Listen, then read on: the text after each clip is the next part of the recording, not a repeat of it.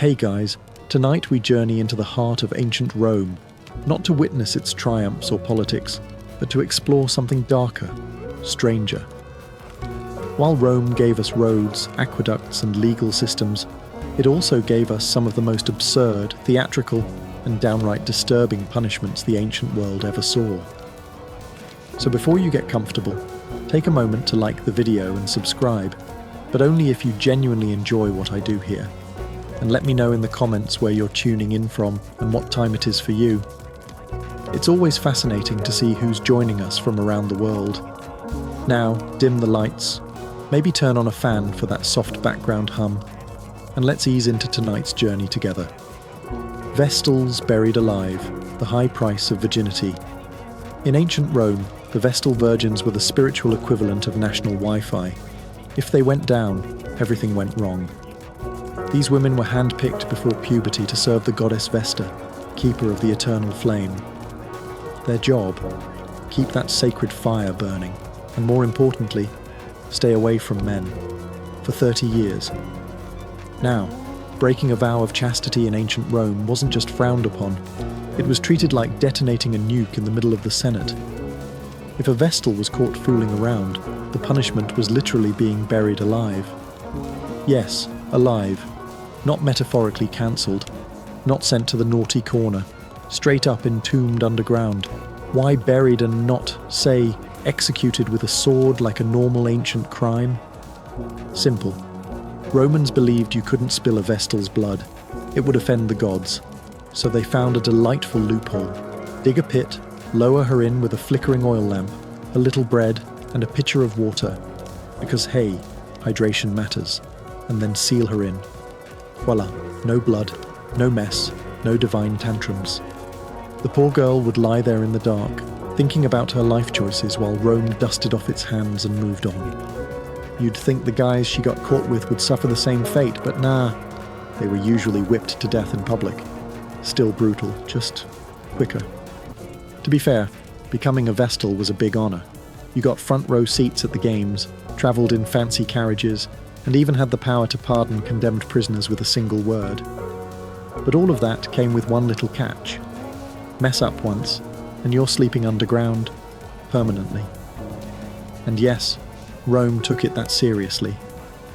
One famous Vestal, Cornelia, was accused during Emperor Domitian's reign. Before being sentenced, she reportedly shouted, "Does Caesar think I've had sex with a god then? Because no mortal man touched me?" Bold move. Didn't work. So if you're ever feeling overwhelmed by your job, just remember, at least your boss isn't threatening to bury you in a hole with some stale bread and a dusty oil lamp. Rome, where HR policies were written in stone, and fear. Poena cullae, death in a sack, with animal roommates. Ah, ancient Rome, the birthplace of philosophy, architecture, and punishments that sound like fever dreams. Let's talk about Poena cullae, which translates to penalty of the sack. And no, this isn't some quirky medieval game show. It's what happened if you committed the ultimate Roman taboo, killing your father. Romans didn't just slap you with a fine or toss you in jail. No.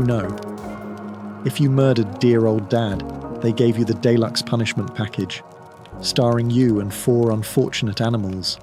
First, the Romans would tie your hands, maybe give you a moment to reflect on your life choices. Spoiler, you'd made bad ones.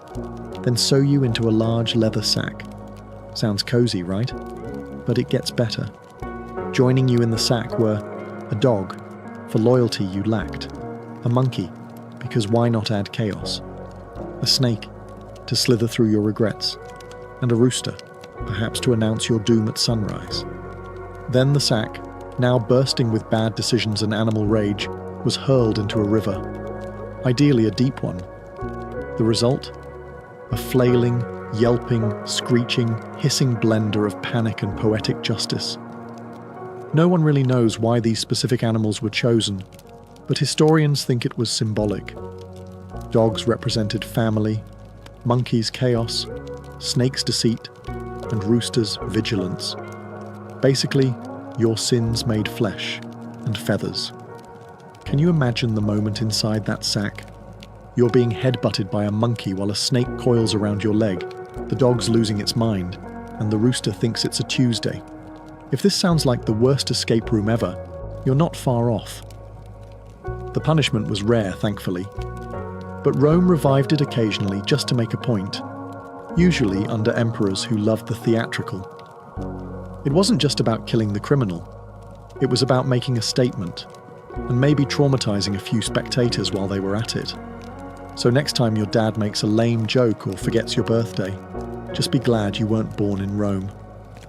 Back then, patricide didn't mean therapy. It meant sack time with the serpent circus. Crucifixion. But upside down, flipping the script on suffering. When we hear the word crucifixion, most of us think of one thing: a wooden cross, a slow, agonizing death, and a warning to anyone watching not to mess with the state. It was Rome's signature punishment, brutal, public, and humbling. But leave it to the Romans to occasionally throw in a little creative flair. Enter the inverted crucifixion. Yes, upside down. Because apparently, dying upright wasn't humiliating enough. This method was reserved for special cases, usually people the authorities really wanted to make an example of. Criminals, traitors, and occasionally rebels who insisted on being difficult even in death. But perhaps the most famous upside-down crucifixion was that of St. Peter, one of Jesus' 12 apostles. According to tradition, when Peter was sentenced to die by crucifixion under Emperor Nero, he made a strange request. "Crucify me upside down. I'm not worthy to die like my Lord." And Rome, being the efficiency machine that it was, said, "Sure, why not?" Now here's where things get a little intense. Crucifixion was already one of the worst ways to die, combining asphyxiation, blood loss, and total public humiliation. But flipping the body changed the dynamic. Blood rushed to the head, muscles strained in unnatural ways, breathing became nearly impossible, and it hurt. A lot. Think of it like this. It's the difference between sitting through a boring lecture and sitting through that lecture upside down while someone drives nails into your ankles. Not quite the same vibe, but this wasn't just about suffering, it was about symbolism. An inverted cross became, ironically, a symbol of humility. Peter's choice was meant to show reverence, not rebellion. Unfortunately, that image later got co-opted by horror movies and metal bands, giving it a very different PR spin. The Romans, they didn't care about the symbolism. For them, it was about sending a message. Cross us, and we'll make your death as weird and memorable as possible. So the next time you're hanging out, hopefully not literally, remember that ancient Rome could turn any punishment into performance art. Upside-down crucifixion wasn't just death. It was death with dramatic direction. Decimation, the original team-building exercise with a twist of trauma. When you think of a motivational speech, you might picture a coach yelling, "We win together, we lose together," but in ancient Rome the phrase could easily have been, "We march together," or "1 in 10 of you dies." Welcome to the charming world of decimation, a military punishment so brutal it makes modern boot camp look like a spa day. Here's how it worked. If a Roman unit showed cowardice in battle, tried to desert, or mutinied, the commander had a nuclear option. Not in the explosive sense, more like the psychological warfare sense. The entire group would be lined up, and every 10 soldiers would draw lots. The lucky one? He got beaten to death by his 9 comrades, with clubs, stones, or whatever was nearby. Yes, you heard that right.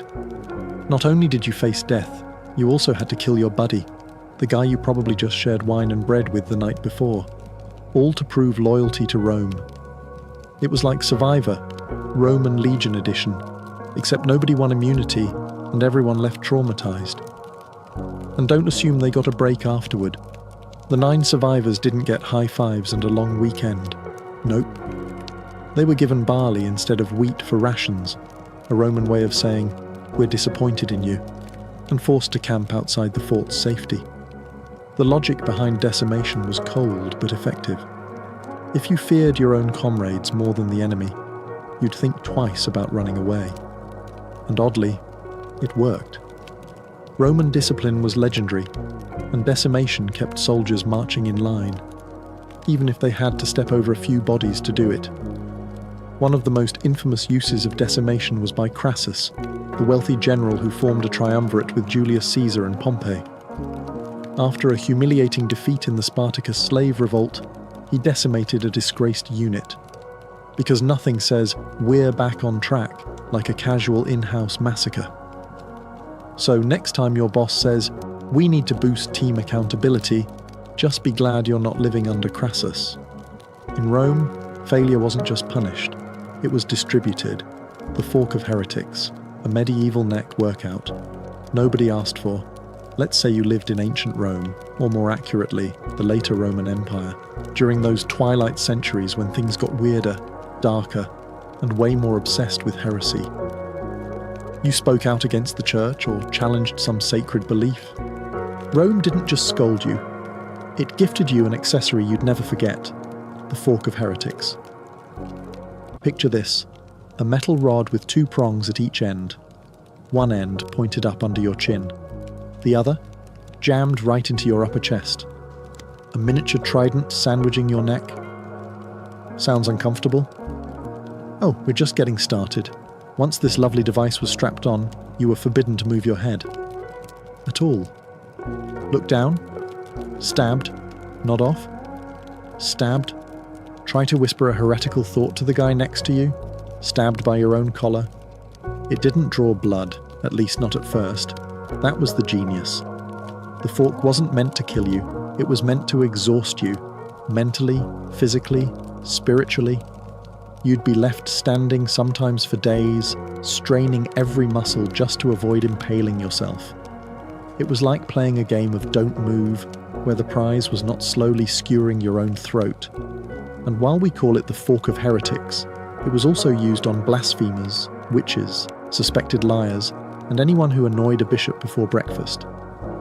It was versatile torture, custom fit for silence, stillness, and soul-shattering discomfort. To make things even more theatrical, the fork sometimes had little Latin inscriptions engraved on it. Things like, "I renounce my sin," or "I am guilty," because nothing boosts your confession like being slowly impaled by typography. What's wild is that this punishment wasn't even one of Rome's most extreme. It was more of a starter pack for sinners.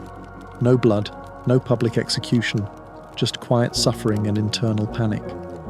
A sort of intro course in agony, Heresy 101. So if you've ever tried to hold in a sneeze during a serious meeting, imagine doing that for 3 days straight, with iron poking at your throat. In Rome, silence wasn't golden, it was enforced, with 2 rusty prongs and a neck cramp from the gods. Thrown from the Tarpeian rock, Rome's original unfriend button. Forget passive-aggressive texts or dramatic social media unfollows. In ancient Rome, if you betrayed the state, they didn't just cut you off, they threw you off a cliff. Welcome to the Tarpeian Rock. A jagged 80-foot drop on the southern face of the Capitoline Hill, just a short stroll from the Roman Forum. It wasn't just a scenic viewpoint, it was where the Republic took out the trash, by launching traitors straight off it. And yes, it was just as theatrical as it sounds. Now, the rock got its name from Tarpeia, a Roman girl who betrayed the city to enemy Sabines in exchange for what she thought would be shiny gold bracelets. The Sabines, ever the literal thinkers, crushed her with their shields instead, technically fulfilling the deal. Her body was tossed from the cliff, and the rock was named in her honor. Moral of the story? Don't trust invaders or vague payment plans. But after that, the Tarpeian Rock became Rome's favorite tool for dealing with traitors, corrupt officials, false witnesses, and anyone who made the state go, yeah, this one needs dramatic punishment. No hanging, no sword, just a short flight and a sudden stop. The condemned were often stripped, paraded, and then marched to the edge, where gravity handled the sentencing. And yes, there was usually a crowd. Nothing like a good old-fashioned execution to spice up market day. It was public, it was final, and it was symbolic.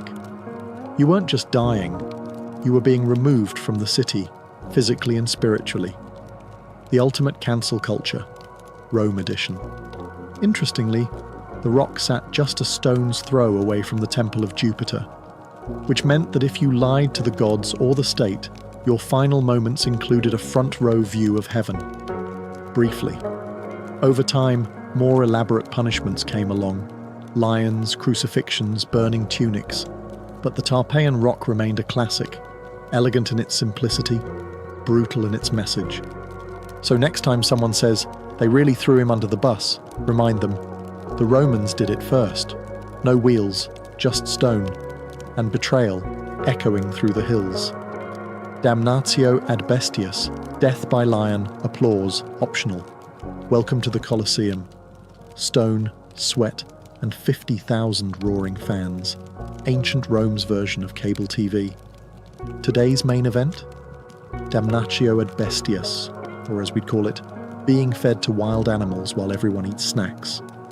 This punishment, meaning condemnation to the beasts, was Rome's go-to for criminals, traitors, prisoners of war, and, most tragically, Christians who wouldn't bow to imperial gods. And make no mistake, this wasn't just about death, it was about spectacle. Rome didn't believe in boring executions, they believed in theatre. The condemned were tossed into an arena where hungry lions, leopards, bears, or sometimes even elephants were waiting. But here's the twist. Rome being Rome, they often dressed the victims up first. That's right, they turned their deaths into morality plays. One unlucky soul might be dressed as Orpheus, only to be mauled mid-lyre solo. Another might play a mythological villain like Prometheus, only for birds to peck at him in accurate reenactment.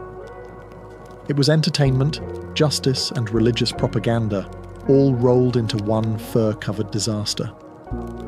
You might ask, did they even have a chance to defend themselves? Absolutely not. This wasn't a trial. This was a death sentence wrapped in applause. The crowd came to see blood. And if the lions were sleepy that day, no problem. Romans had tricks, like poking them with hot irons or starving them for a couple of days beforehand. Showtime must go on. And remember, this wasn't limited to hardened criminals.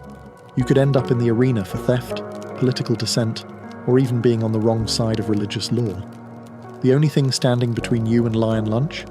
Favour from a very generous emperor. But don't get the wrong idea. This wasn't just sadism, it was calculated. A warning to anyone watching. Step out of line, and this could be you. Rome ruled by fear and felines. In time, the Christian martyrs flipped the script, turning beastly death into a badge of honour. But for most, damnatio ad bestias was less about glory and more about gore. So the next time you grumble about jury duty, be glad it doesn't involve dressing as a myth and dodging leopards. Forced suicide with honour, when Rome let you die with dignity. Kinda in ancient Rome, getting a death sentence didn't always mean you were dragged to the arena or tossed off a cliff. Sometimes, if you were lucky, or rather, politically connected, you got a special kind of punishment. Forced suicide. Sounds contradictory, right? We're not going to kill you, but we strongly suggest you do it yourself. Here's how it worked. If you were a senator, a noble, or just someone high enough in Roman society to own more than one tunic, and you managed to offend the emperor, maybe by plotting a coup, maybe just by existing too confidently, you'd receive a quiet visit. A scroll would be delivered, a polite message from the emperor, and it would go something like this. You have dishonored the state. Please, take the honorable route out. Translation: kill yourself by sunset, or we'll do it for you, and make it nasty. The upside? If you complied, your family got to keep your property. Your name might even be left unblemished in the records. Maybe. It was the Roman version of a severance package, with blood instead of paperwork. This wasn't considered a humiliation. It was viewed as noble. In fact, many elites saw it as a final act of control. A chance to write their own ending, sometimes literally. Think warm bath, a blade to the wrist, and a final monologue, very on brand for Rome's love of drama. The philosopher Seneca the Younger famously faced this fate. Accused of being part of a conspiracy against Nero, possibly falsely, he was told to end things himself. He slit his wrists, then his ankles, but the bleeding will always kill you. Sometimes, they just let you do it beautifully. The wooden donkey, when sitting became a crime. If you've ever complained about an uncomfortable chair, ancient Rome would like a word, because one of their more imaginative punishments involved a piece of furniture, the now infamous wooden donkey, or as it should have been called, the pain pony of doom. This device wasn't an actual donkey, of course. It was a tall, narrow, sharply angled wooden beam, shaped like an A-frame with a razor-thin peak. The condemned, usually thieves, slaves, or rebellious soldiers, were forced to straddle it. That's right. Their entire body weight pressed down on that sharp edge, right between the legs. But wait, it gets worse. To really drive the point home, pun intended, weights were often tied to the person's ankles. Gravity did the rest. The longer you sat, the more the beam tore into your flesh. Slowly, painfully, and depending on how generous the executioner was feeling, you might be left there for hours. Now, the Romans didn't invent the wooden donkey. It likely came from earlier Middle Eastern torture traditions. But oh, did they embrace it with flair. Because if there was one thing Rome loved, it was punishment with pageantry. This wasn't always a death sentence. Sometimes it was just used as a very persuasive form of public humiliation. Picture it. A crowded square. A merchant caught cheating customers, now wailing atop the donkey while kids laughed and vendors sold snacks. It was pain, performance, and a life lesson all in one. Even worse, Roman generals sometimes used it as field discipline. Soldiers who disobeyed could find themselves straddling the donkey as a reminder to follow orders, because nothing says morale booster like internal bleeding. And yes, there were occasional modifications. Some donkeys were metal, some had spikes. One record even mentions a heated version, because apparently Rome was taking feedback and innovating on the fly. It was humiliating, it was brutal, and it turned the simple act of sitting into a punishment that could scar you for life, physically and mentally. So the next time your office chair feels a bit stiff, just remember, at least it's not a sharp triangle and no one's tying rocks to your feet. In ancient Rome, bad posture wasn't your biggest problem. The furniture was.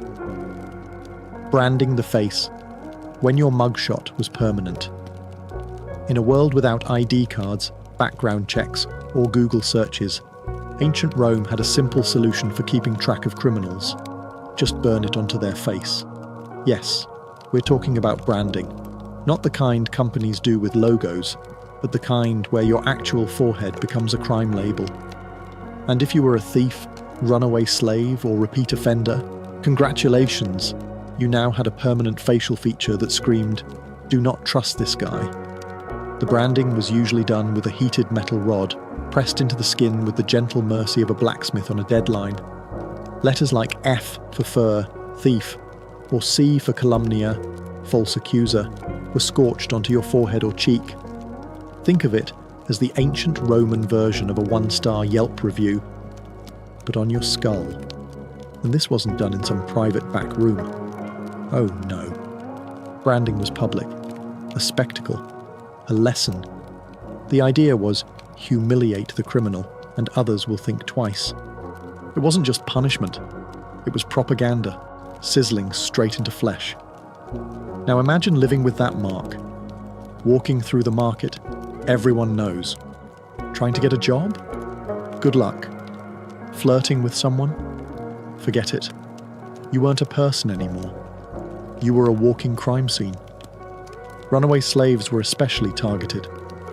Many were branded with the letters FUG, short for fugitivus, meaning escapee. And if they ran again after that, harsher branding, or worse. Slaves weren't just property. They were expected to wear their disobedience like a badge. Some clever folks tried to remove or disguise the marks through cuts, tattoos, or even makeup. But Rome, ever prepared, made those acts punishable too. Tampering with your brand was like trying to Photoshop your criminal record. Didn't fly. Later, emperors like Constantine tried to tone it down, suggesting brands be placed on the hands or legs instead of the face. But even then, the point was the same: permanent shame. So the next time someone says, "Face your consequences," just be glad they don't mean that literally. Because in ancient Rome, they didn't just remember your crime. They made sure your face did too. Tongue removal for blasphemy. Say goodbye to small talk. In ancient Rome, freedom of speech was conditional. You could praise the emperor, debate philosophy, and recite poetry. Just don't blaspheme. Because if you badmouthed the gods, insulted the emperor, or whispered the wrong words in the wrong ears, you might find yourself on the receiving end of a punishment that's both literal and horrifying: tongue removal. Yes, they really did it. The logic was simple. If your words were dangerous, Rome would silence you permanently. The process wasn't exactly subtle. There was no anesthesia, no sterile tools, just forceps, iron, and pain. A soldier or executioner would clamp your tongue, slice it off, or in some cases, rip it out entirely. It wasn't surgery, it was state-approved censorship, and it wasn't always about religion. Sure, blaspheming against the gods was a fast track to punishment, especially if you mocked Jupiter in public or questioned the sacred fires. But often, blasphemy meant speaking out against the emperor or the empire's moral order. Basically, if your mouth made powerful people uncomfortable, you were suddenly a medical emergency. One wrong joke, one heretical whisper, one rebellious chant, snip. This punishment wasn't just brutal, it was theatrical. Public tongue removals sent a clear message. Words have power, but ours has more. And even if you survived the ordeal, life afterward wasn't exactly a picnic. You couldn't speak clearly. You couldn't argue your innocence. You couldn't even scream properly. It was isolation through mutilation. A scarlet letter carved not into your skin, but into your silence. Ironically, some of the earliest Christian martyrs suffered this fate. They refused to renounce their faith and kept preaching. Rome couldn't silence their ideas, so it went for the messenger, literally. Of course, the Christians then turned these stories into tales of divine courage, which only made the Romans more furious. If you're thinking this sounds extreme, remember, Rome was obsessed with control, and there's no better way to control a person than by cutting out their voice. So next time someone tells you to hold your tongue, be thankful it's just a figure of speech, because in ancient Rome, they meant it. Breaking on the wheel, when your bones became art.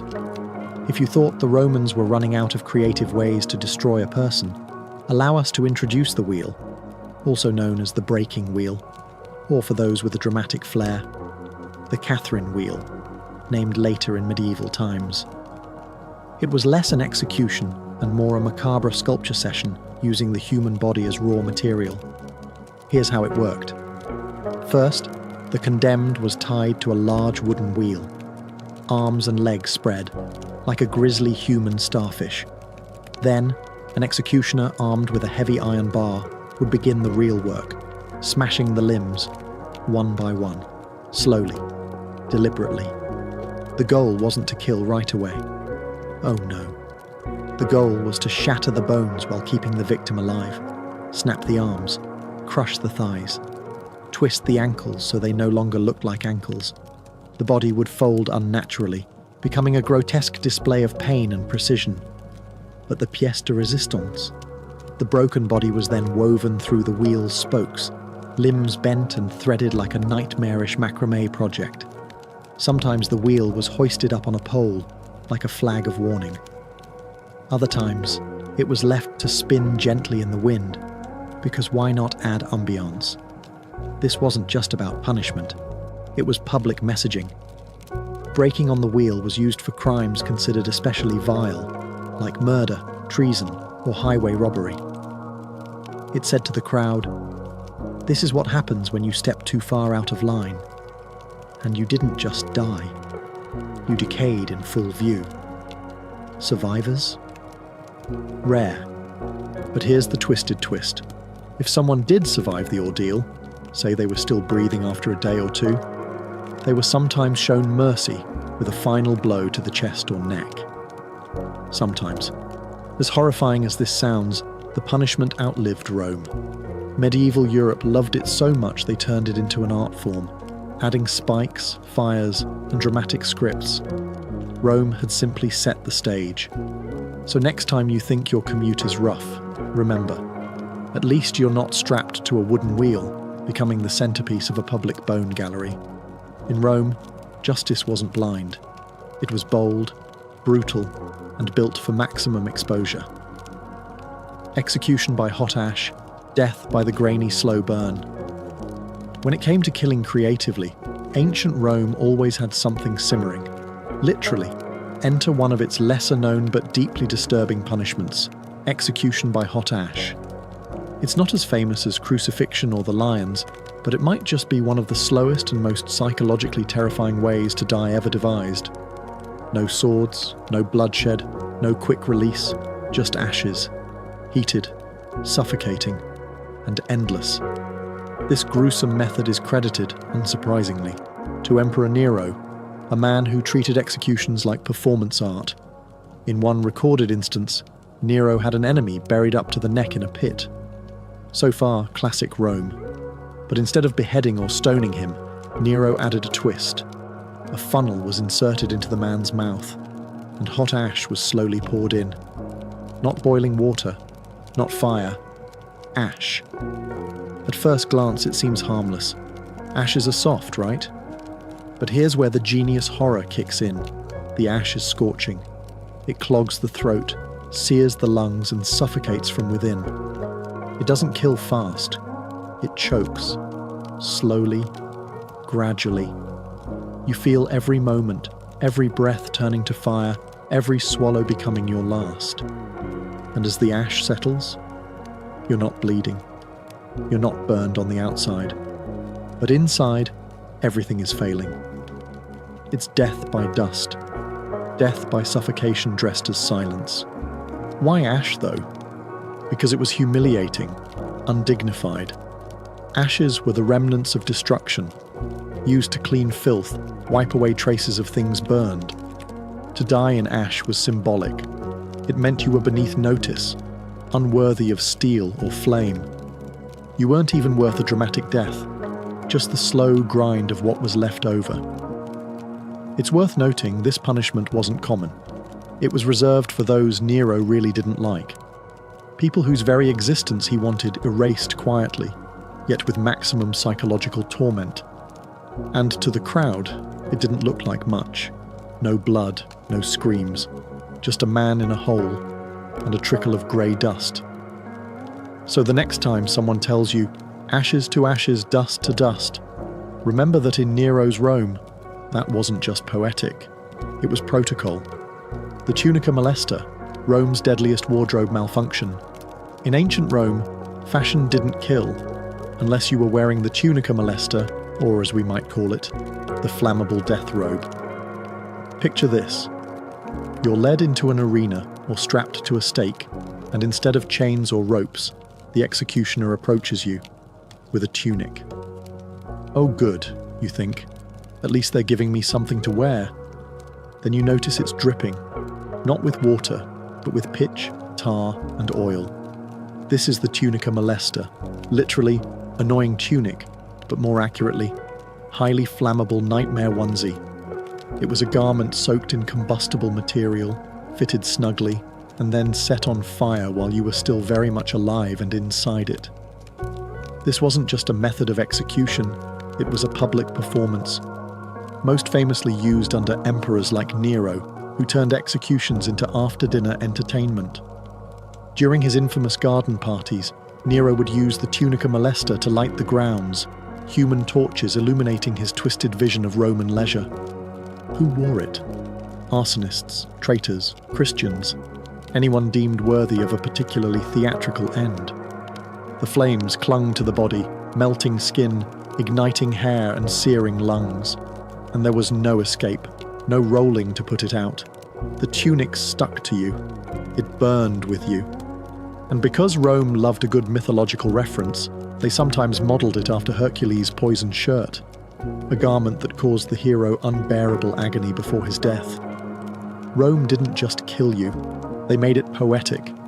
The real genius, if we can call it that, was in the psychology. You weren't just dying. You were displayed. Shrieking, flailing, engulfed in fire while crowds watched. It sent a message clearer than any stone inscription. This is what happens when you cross the empire. Some records even suggest music was played during the burning. Nero reportedly plucked his lyre as the flames rose. Talk about a hot performance. So if you ever complain that your clothes are uncomfortable or too tight, be glad they're not soaked in oil and part of a public execution ceremony. Because in Rome, fashion didn't just make a statement, it screamed, damnatio memoriae. When Rome deleted you from history, most Roman punishments ended with the body, but some, they reached further. Into memory, into legacy, into obliteration.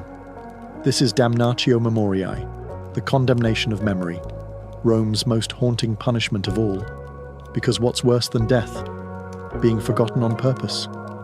If you were an emperor who embarrassed the state, a general who rebelled, or a senator who fell too far from grace, Rome might not just kill you, they would erase you. Completely. Statues, smashed or defaced, inscriptions, chiseled out, portraits, painted over. Your name? Struck from official documents, coins, and monuments. If you had achievements, they were reassigned. If you had supporters, they were silenced. And the most devastating part? It worked. Many of the people subjected to damnatio memoriae were powerful, known, feared. Yet today, we don't even remember their names, because Rome was that good at deletion. Whole reigns vanish into silence. It's historical vaporization. One of the most famous examples was Emperor Geta, brother of Caracalla.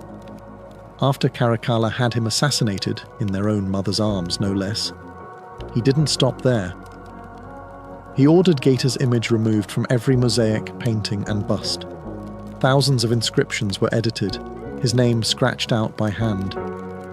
In some surviving art, you can still see the ghost of Geta's figure. Awkward gaps, half faces, names partially scraped away. It's chilling, like history caught in the act of forgetting. But damnatio memoriae wasn't just about vengeance. It was about control. If Rome could rewrite the past, it could sculpt the future. If you could make it seem like someone never existed, then maybe their ideas didn't exist either. It was the empire's way of saying, you were never here, and if anyone says otherwise, they'll be next. There's something terrifyingly modern about it too. We talk today about cancel culture, social erasure, reputations destroyed in hours. But Rome was doing it 2,000 years ago, just with chisels instead of tweets. So as we close this strange journey through Rome's most bizarre punishments, remember this: the cruelest punishment wasn't fire or lions or ropes. It was the silence that followed. Because in ancient Rome, the worst thing that could happen to you was to be forgotten. In the early 1800s, the American landscape stretched endlessly westward, wild, unknown, and whispering promises to those bold enough to chase them. The East, crowded with cities, factories, and fading farmland, had begun to feel tight, constrictive. But the West, that was the dream. A blank canvas with just enough danger to make the paint stick. It began as a whisper, in taverns, in church pews, around dinner tables. Stories of open land, of rivers that shimmered like silver, of valleys that bloomed without effort. The Louisiana Purchase in 1803 had more than doubled the size of the young United States. Suddenly, there was space, unimaginable space, and it belonged to no one, or so the government claimed. For many, the the West was more than a direction on a compass. It was a fresh start, a place where your name didn't carry your debts, where nobody asked where you were from, only what you could do with your hands. It called to dreamers and desperados alike, farmers looking for new soil, widows seeking peace, and adventurers chasing legends carved out of campfire tales. There were no highways, no guarantees, and no second chances. Every journey westward began with uncertainty. Would the wagon survive the mountains? Would the river freeze too soon? Would there be food on the other side? And yet, tens of thousands went. Entire families, with infants swaddled in flour sacks and grandmothers tucked between crates of salted pork, set off into the unknown. To go west was to gamble everything, but to stay behind felt like surrendering to a life of limits. The frontier wasn't just a place on a map. It was a test of will, of grit, of the ability to carve order out of chaos using nothing but timber, steel, and raw hope. And as the sun sank behind endless prairies and mountain ridges, casting long shadows on wagon wheels and weary faces, one thing was clear. America's story wasn't written yet. It was being dragged slowly westward, one rickety mile at a time. Before the pioneers could brave the wild frontier, they had to build a vessel that would carry not just supplies, but their entire future. Enter the covered wagon, the backbone of the westward migration. It was no stagecoach or fancy carriage. It was a wooden box on wheels, held together by sweat, hope, and iron nails. Most families didn't build wagons from scratch. They bought them or modified existing carts. The most famous type was the Conestoga, but on the frontier, something smaller, lighter, and cheaper was needed. That became the prairie schooner, so named because its canvas top, billowing in the wind, looked like a ship sailing across grassy seas. But this ship didn't carry gold or jewels. It carried salted pork, flour, beans, cast iron pots, a spinning wheel, a Bible, and maybe one good quilt. Every inch was accounted for. Space was life. And weight? Weight could kill you. A fully loaded wagon might hold up to 2,000 pounds, any more, and the oxen pulling it would collapse long before you reached the Rockies. Horses were too delicate, mules too expensive. Oxen were the true engines of expansion, slow, stubborn, but unbreakable. Families slept in the wagons, under them or beside them. Privacy was a luxury few could afford. And despite what Hollywood suggests, people didn't ride inside all day. That would jostle bones and bruise backs. Most walked, mile after mile, day after blistering day. Wagons weren't just transportation, they were survival pods. They held medicines, spare wagon tongues, gunpowder, and seeds. Some even carried baby chicks in boxes beneath the wagon bed to start a coop once the family settled. And yet, for all their practicality, wagons were also symbolic. They were hope on wheels. Once the oxen were yoked, once the wheels creaked into motion, there was no turning back. The house was sold. The land behind was gone. All that remained was the trail, the sky, and the belief that something better lay ahead. Every bump, every cracked axle, every muddy crossing was one line written in the story of American expansion, carved not in ink, but in wheel ruts and willpower. Life on the trail was not the romantic adventure story some might imagine. It was long, grueling, and soaked in dust. Each day began before sunrise. Roosters weren't needed. The creak of leather harnesses and the groan of wagon wheels were alarm clocks enough. The average wagon train moved about 10 to 15 miles per day, depending on weather, terrain, and how many axles broke that morning. Over time, trails like the Oregon, Santa Fe, and California routes carved themselves into the earth, each lined with discarded belongings, broken wheels, and the graves of those who never made it west. Meals were simple, hearty, and endlessly repetitive. Coffee was a luxury, water a gamble. Streams could be clean or crawling with bacteria. Boiling it helped, if you had the fuel and time. Otherwise it was luck and prayer. Food was rationed, salted meat, hardtack, dried beans, and sometimes wild game, if someone could shoot straight. Wild onions and berries became treasured delicacies. Illness was the greatest killer on the trail. Cholera swept through camps like wildfire. It came from contaminated water and killed quickly, within hours sometimes. Dysentery, scurvy, and snake bites took others. There were no doctors, only home remedies and hope. Sometimes hope wasn't enough. Still, there were moments of joy. Children played with sticks and stones or skipped along the wagon's shadow. Weddings occasionally took place on the trail. So did births. Entire families were forged not just by blood, but by shared hardship and dust-soaked camaraderie. At night, the wagons circled, not to fend off native attacks, as often mythologized, but for protection against thieves, animals, and the cold wind. Fires were lit, bread was baked on hot stones, and someone might pull out a fiddle. For a few hours, laughter and music pushed back the darkness, but rest was always brief. Tomorrow brought more walking, more wilderness, and fewer guarantees. Life on the trail was survival by routine. You learned to love your boots and hate your blisters. You learned to mourn quietly and move forward anyway. Because the land didn't wait for grief, it only moved west. After weeks or even months on the trail, the sight of trees, water, and flat land was enough to make a pioneer fall to their knees in gratitude. But celebration was short-lived, because once a family found their spot, the real work began. Homesteading wasn't glamorous. There were no pre-built homes waiting, no fences, no roads, just open land and the ticking clock of the seasons. The first priority? Shelter. Usually a one-room log cabin, barely large enough to hold the family that built it. Tools were limited, and every log had to be felled, trimmed, and hauled by hand or oxen. No chainsaws, no blueprints, just axes, grit, and guesswork.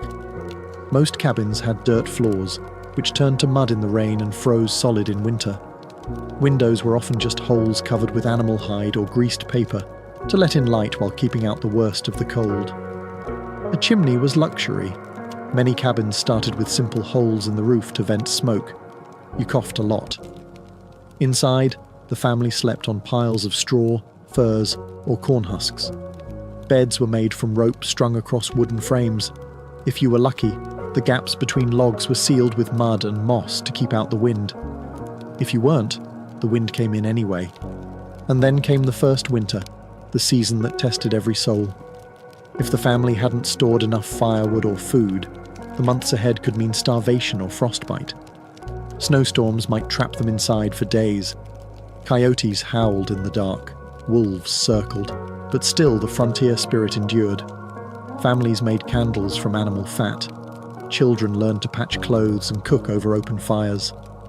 They read from the Bible by firelight. They wrote letters home, if there was a place to send them. Neighbours were few and far between, but when a new cabin appeared on the horizon, help was offered. A shared roof raising, a borrowed cow, a hot meal. Survival wasn't about toughness, it was about community. One family couldn't last, but 10 might. The first winter on the frontier wasn't just cold, it was a quiet crucible, where dreams were either hardened into resolve or buried beneath the snow. On the American frontier, strength wasn't measured in muscle alone. It was measured in endurance, sacrifice, and quiet, relentless courage. And no one embodied that more than frontier women. Forget the dainty damsels of dime novels. These women were warriors in aprons. The moment they stepped off the wagon, they became builders, farmers, midwives, butchers, doctors, and teachers, all wrapped into one. If something needed doing, they did it, because there was no one else. They woke before dawn to churn butter, bake bread, and milk cows, all before most men even rubbed their eyes. They planted gardens, preserved food, tended to livestock, and sewed everything the family wore, often from scratch. In times of sickness, they administered herbal remedies. In childbirth, they acted as midwives, sometimes for neighbours, sometimes for themselves, alone. A woman on the frontier could kill a snake with a shovel in the morning and teach her children to read by afternoon.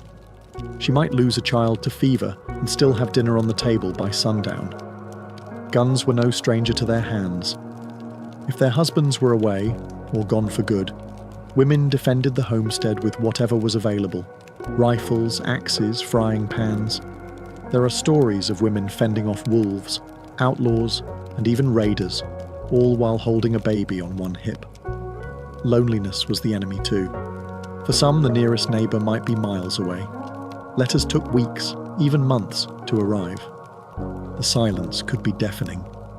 And yet, these women endured, knitting civilization from wilderness, one stitch, one lesson, one loaf at a time. Frontier women also formed the heart of community. They organised barn raisings, cared for sick neighbours, and hosted Sunday gatherings when churches were still only blueprints. When towns finally sprang up, it was often the women who insisted on schools, libraries, and law. They weren't background characters in the story of the frontier. They were the backbone.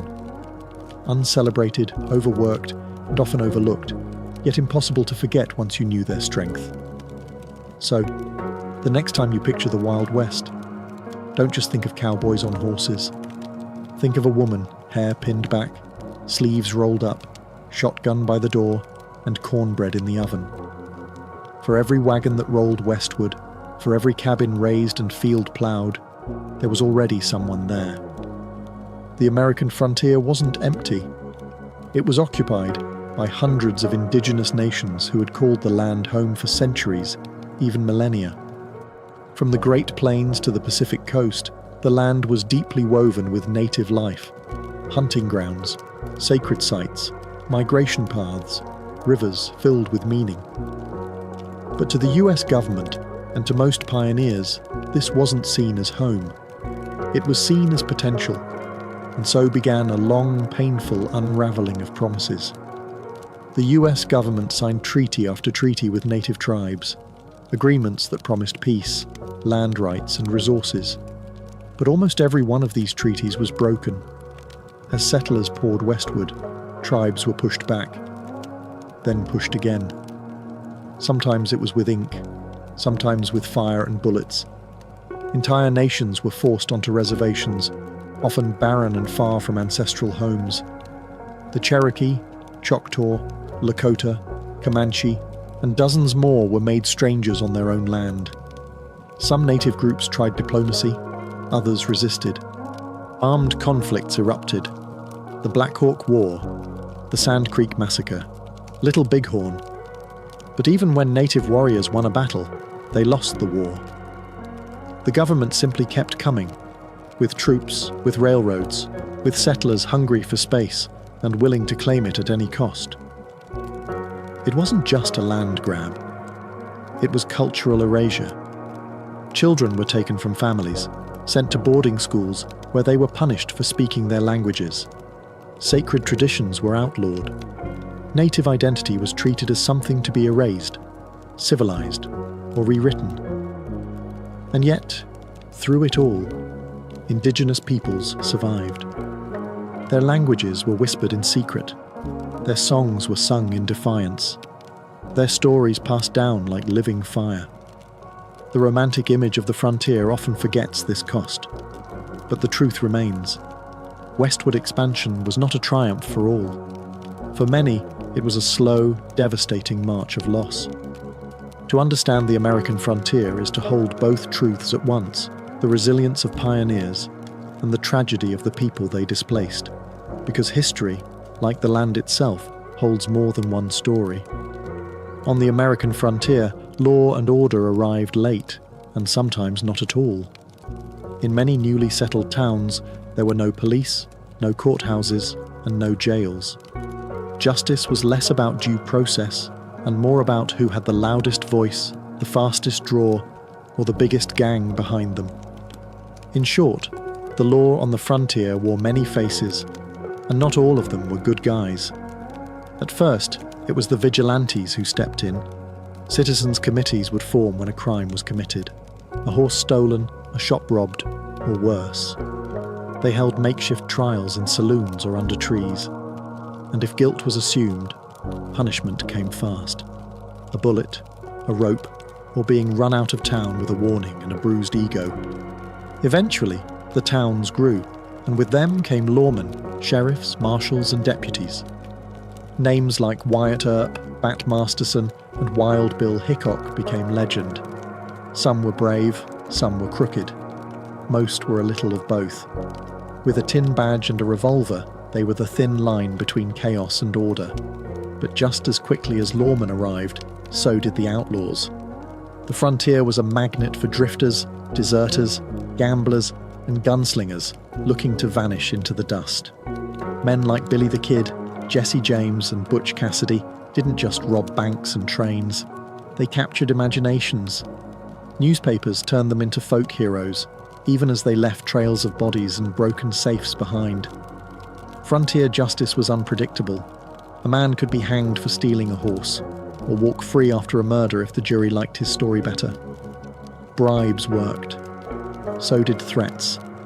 And sometimes, justice was just revenge in a fancier hat. Even the courtroom, when it existed, was often little more than a general store with a judge who also ran the hardware counter. Despite the chaos, or maybe because of it, frontier communities slowly built systems of law. Judges replaced vigilantes, prisons replaced tree limbs. But the myths never died, and maybe they never will. Because on the edge of the known world, justice wasn't blind. It was armed, dusty, and didn't ask twice. At first, the American frontier moved at the speed of a wagon wheel, slow, creaky, and weather permitting. But by the mid to late 1800s, the silence of the prairie was shattered by a new sound: the steam whistle. The arrival of the railroad changed everything. Suddenly, journeys that once took months by wagon could be completed in days.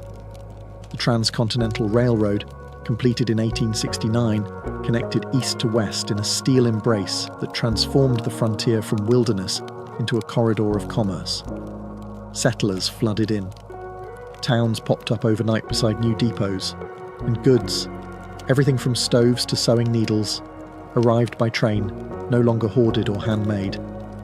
For pioneers, the railroad meant survival. It meant medicine could arrive before a fever turned deadly. It meant crops could be sold beyond the local market. It meant letters, long delayed by weather and rivers, could now travel in days.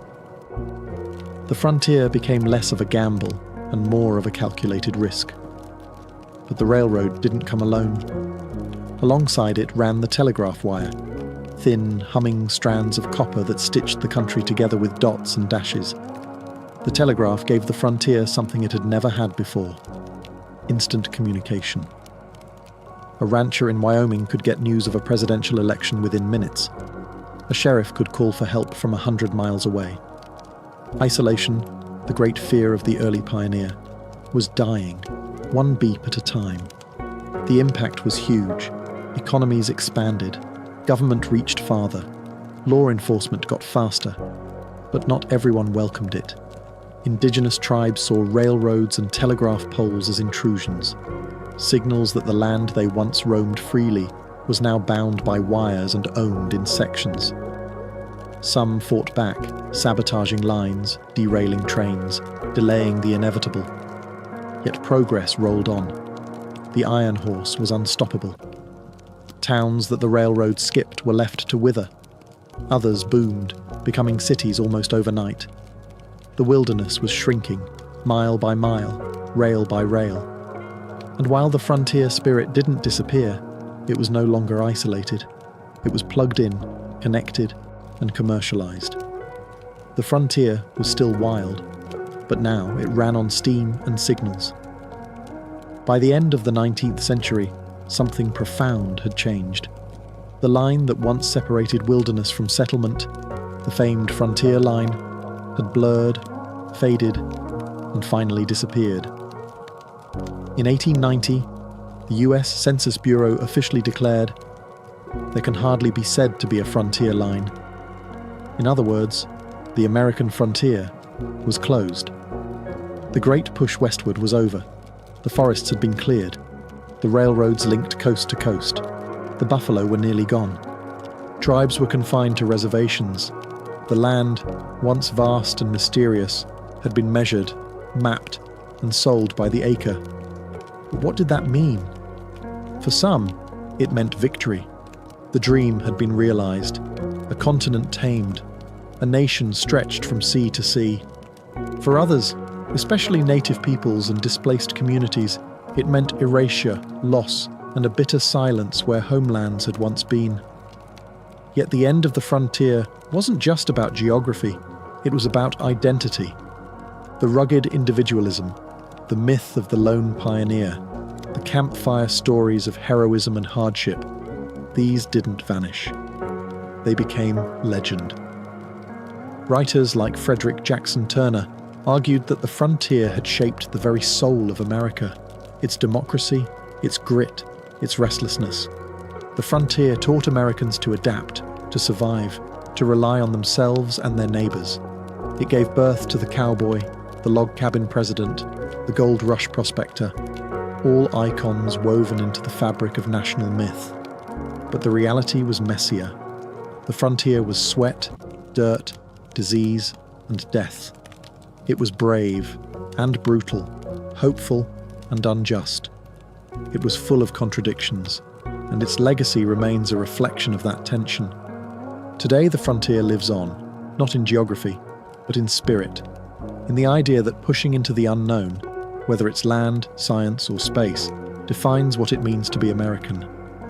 The wagons no longer roll, the cabins are museums, the trails are highways. But if you listen closely, you can still hear echoes in the prairie wind, carried on stories passed down from those who dared to go farther. The American frontier didn't vanish. It became the foundation. Nehru. Before there were instruments, there was rhythm, the beat of a foot on earth, the clap of two hands, the thump of a heart in a quiet chest. Music did not begin with wood or string or bone. It began with the body. It began with breath. Tens of thousands of years ago, long before writing, agriculture, or architecture, early humans found something extraordinary in sound. In caves and on plains, around fires and in forests, they discovered that certain movements, a stomp, a shout, a whistle, could stir emotion, call attention, or even comfort fear. Music, it seems, is not a cultural invention. It is a biological instinct. Imagine a small group of hunter-gatherers huddled in the flickering light of a fire. One begins to hum, a low rising tone. Another claps in rhythm. A third starts to mimic bird calls. There are no words, just sound. And in that moment, they are no longer just individuals surviving the elements. They are connected. They are human. Before the flute, before the drum, sound itself was sacred. Many anthropologists believe that early music may have emerged from imitation, copying animal calls for hunting or mimicking natural sounds to communicate across distances. But at some point, these sounds crossed the line from utility to expression. A rhythm became more than a signal. It became a language of emotion. A hum became a lullaby.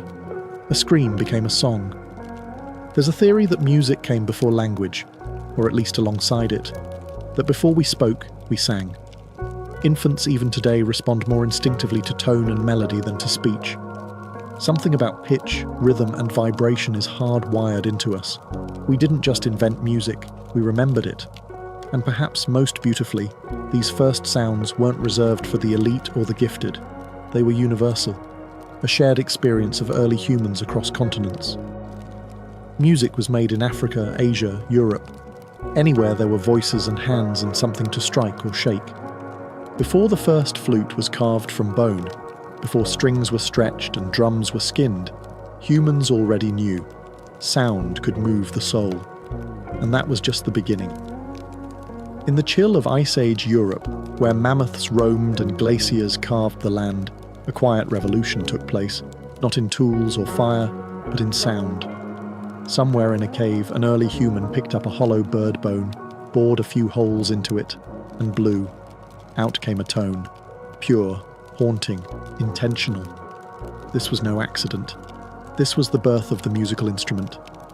Archaeologists have uncovered bone flutes dating back over 40,000 years, making them some of the oldest known instruments on Earth. Found in sites like the Hohlfels cave in Germany, these flutes were made from vulture wing bones or mammoth ivory, not easy materials to work with. But their makers took the time to carve finger holes at precise intervals, allowing for a range of notes. That precision tells us something profound. This wasn't random, it was music. Structured, repeatable, crafted for expression. Why did they do it? Perhaps the sound mimicked birdsong, a call to nature. Perhaps it accompanied rituals, marking the transition from life to death or the passage of seasons. Or maybe, just maybe, someone made a flute because they wanted to make beauty in the darkness. It's easy to think of prehistoric humans as crude, focused solely on survival. But the flute suggests otherwise. It speaks of creativity, of a mind that looked at a bone and didn't see food, but possibility. These instruments also imply community. A flute played alone makes music, yes, but in a group, it creates rhythm, harmony, and shared experience. Around a fire, flutes may have joined voices, clapping or drumming on logs and stones. The music would rise, echoing off cave walls, the first concerts in human history. And consider this, these Ice Age flutes predate the invention of agriculture, the wheel, and even writing. In the hierarchy of innovation, music came early, not as a luxury, but as a need. The flutes of the Ice Age weren't just tools, they were expressions of joy, sorrow, mystery, and ritual, fragile whispers from the deep past, still capable of moving us today. From bone and breath, humanity made melody. If the flute was our first voice, then the drum was our heartbeat. Long before cities, long before kings, there were circles of people gathered under stars, clapping, stomping, and pounding rhythm into the ground. The drum wasn't invented in one place. It emerged everywhere, across continents and cultures, as if the human body and Earth itself were asking to be synchronized. The earliest drums were likely simple, stretched animal skin over a hollow log or clay pot. They were tools of rhythm, yes, but also of ritual, communication, and power. A drum beat could summon a god, lead an army, or call a village together. It wasn't just noise, it was a signal. In Africa, some of the oldest known drum traditions trace back tens of thousands of years. There, drums became voices, instruments that could speak tonal languages, mimicking human phrases. In Siberia, shamans used drums to enter trances, their rhythms unlocking gateways to the spirit world. In the Amazon, the sound of a water drum echoed through the jungle like thunder made by human hands. What made the drums so essential wasn't just its sound, but its universality. You didn't need melody. You didn't need formal training. You just needed to feel the beat. And feel it we did. Drums were used in birth ceremonies, funerals, weddings, harvests, and wars. Their pulse gave structure to chaos. A rhythm could bind a tribe together, unify a ritual, or prepare warriors for battle. The beat said, "We are one." Even in early agriculture, drumming had a place. Farmers beat sticks to scare away birds. Harvest festivals featured dances led by drum beats. Rhythm marked time, not just hours, but seasons, cycles, and transitions. Over time, drums evolved. People added carvings, paint, and spiritual symbols to their instruments. Drums were not just functional, they were sacred objects, representing fertility, protection, or divine connection. And always, they connected us. Across language barriers, across generations, across worlds.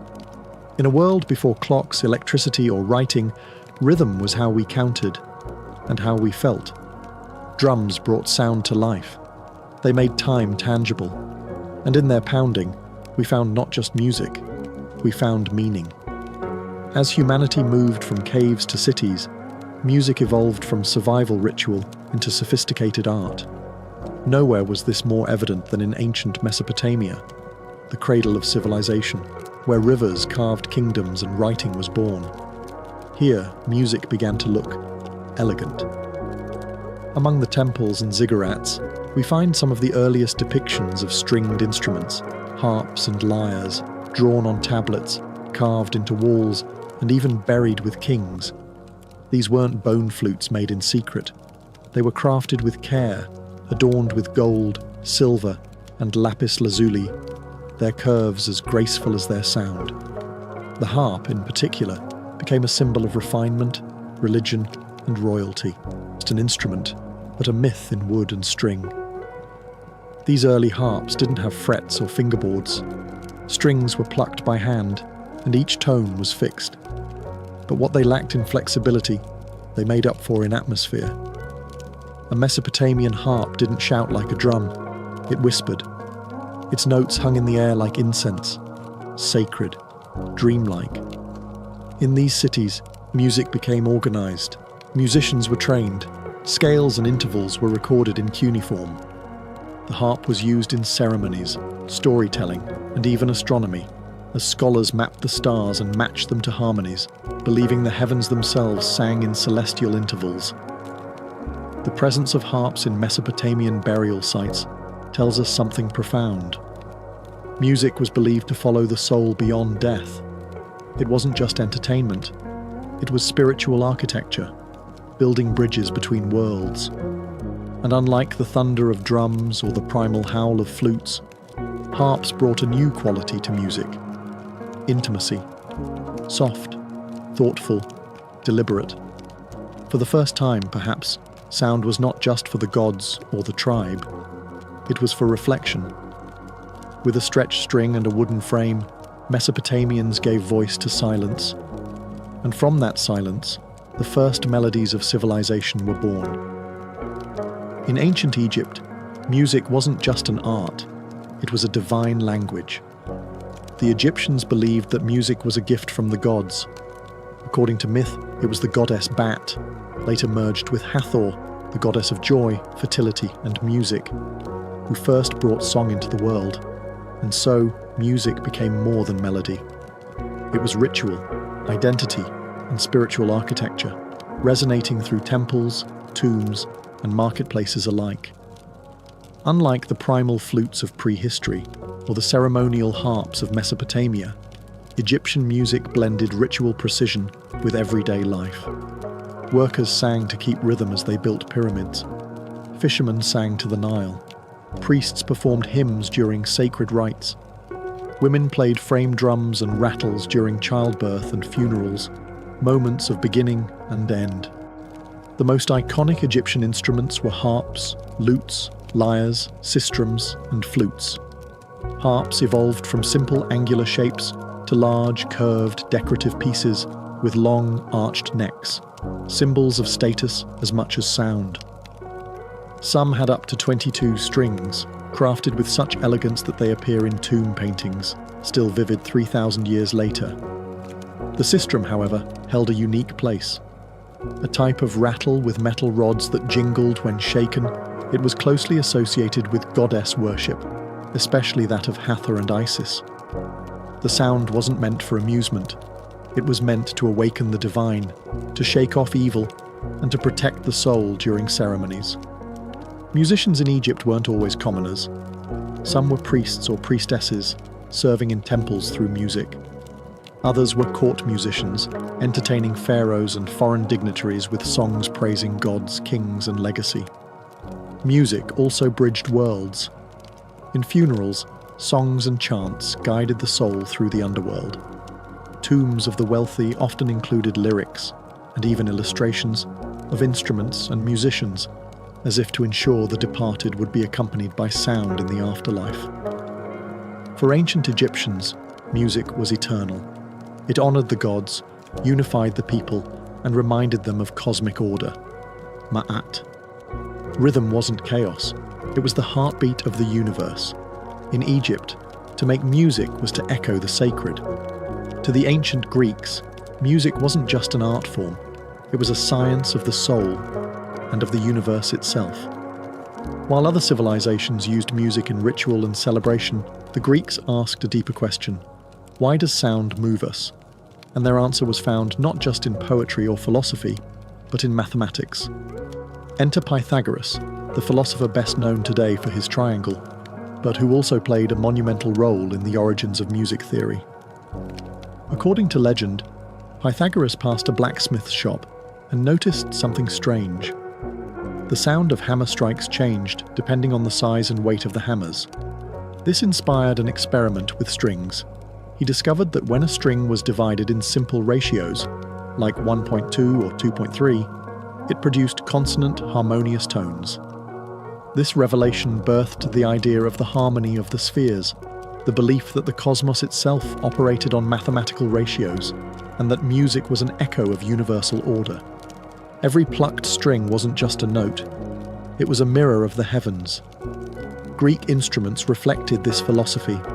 The lyre, a small harp-like instrument, became a symbol of civilization and education. Poets like Homer and Sappho were often depicted with one in hand.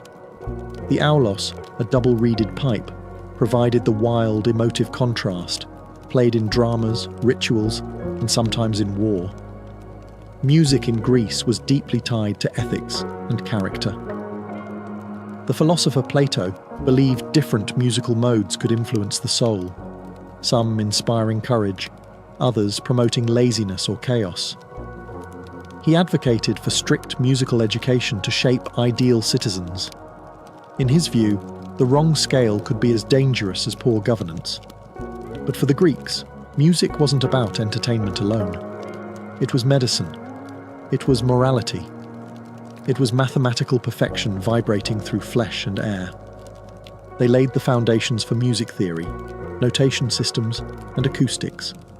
Their understanding of intervals, scales, and harmony would echo for centuries through Roman, medieval, and modern thought.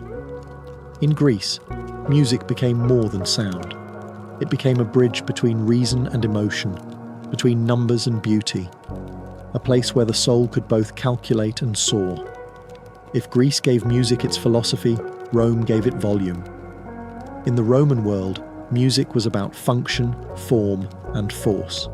It accompanied festivals, religious ceremonies, gladiator games, and most famously, the battlefield. Where the Greeks saw music as a bridge to the divine, the Romans saw it as a tool of order and empire. One of the most iconic instruments of Roman power was the cornu, a massive, curved brass horn shaped like a G and often taller than the soldier who carried it. The cornu wasn't for melody, it was for command. Its blast signaled troop movements, battle charges, and retreat orders across noisy battlefields. Roman generals didn't just shout, they orchestrated war. Alongside the cornu was the tuba, no relation to the modern one, a straight trumpet that could cut through the chaos of combat. Together, these instruments helped keep the Roman army, the most disciplined force in the world, moving in sync. Imagine tens of thousands of soldiers marching in time to the brassy, haunting calls of these ancient horns. It wasn't just organization, it was psychological warfare. But Roman music wasn't all military. In temples, tibiae, double flutes, accompanied sacred rites. In arenas, music opened gladiator games, not unlike a modern national anthem before a sporting event. At banquets, lyres and hydraulis, an early water-powered pipe organ, created ambience for elite guests.